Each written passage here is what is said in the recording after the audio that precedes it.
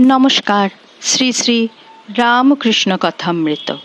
তব কথামৃতং তপ্ত জীবনং কবিভিরিতং কলমশাপহম শ্রবণমঙ্গলং শ্রীমদাততং ভুবি গৃহন্তি ये হৃদা জনা। শ্রী রামকৃষ্ণ মনির প্রতি। নিষ্কাম কর্ম করবে। ঈশ্বর বিদ্যাসাগর যে কর্ম করে সে ভালো কাজ, নিষ্কাম কর্ম করবার চেষ্টা করে। মনি: আজ্ঞা হাঁ। আচ্ছা, যেখানে কর্ম সেখানে কি ঈশ্বরকে পাওয়া যায়? রাম আর কাম কি একসঙ্গে হয়?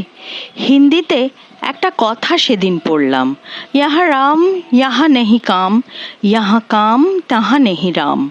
শ্রীরামকৃষ্ণ: কর্ম সকলেই করে, তাঁর নাম গুণগান করাও এক কর্ম।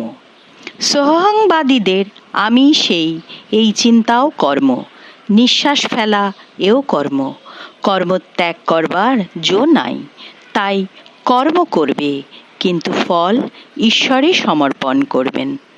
মনি: আজ্ঞা, যাতে অর্থ বেশি হয় এ চেষ্টা কি করতে পারি?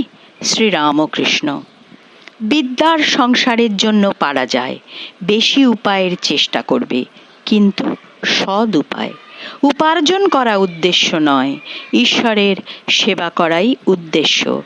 টাকাতে যদি ঈশ্বরের সেবা হয় তো সে টাকায় দোষ নাই। মনি: আজ্ঞা, পরিবারদের উপর কর্তব্য কতদিন?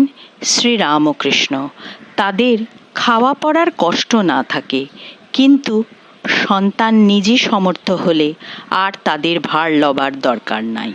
পাখির ছানা খুঁটে খেতে শিখলে আবার মার কাছে খেতে এলে মা ঠক্কর মারে। মনি: কর্ম কতদিন করতে হবে? শ্রীরামকৃষ্ণ: ফল লাভ হলে আর ফুল থাকে না, ঈশ্বর লাভ হলে আর কর্ম করতে হয় না, মনও লাগে না। মাতাল বেশি মদ খেয়ে হুঁশ রাখতে পারে না, দুয়ানা খেলে কাজকর্ম চলতে পারে। ঈশ্বরের দিকে যতই এগুবে ততই তিনি কর্ম কমিয়ে দেবেন, ভয় নাই। গৃহস্থের বউ অন্তঃসত্ত্বা হলে শাশুড়ি ক্রমে ক্রমে কর্ম কমিয়ে দেয়। 10 মাস হলে আদপে কর্ম করতেই দেয় না, ছেলেটি হলে ওইটিকে নিয়েই নাড়াচাড়া করে। ওম নিরঞ্জনং নিত্যানন্তরূপম ভক্তানুকম্পাধৃতবিগ্রহং বৈ ঈশাবতারং পরমেশমিড্যং ত্বং রামকৃষ্ণং শিরসা নমামো।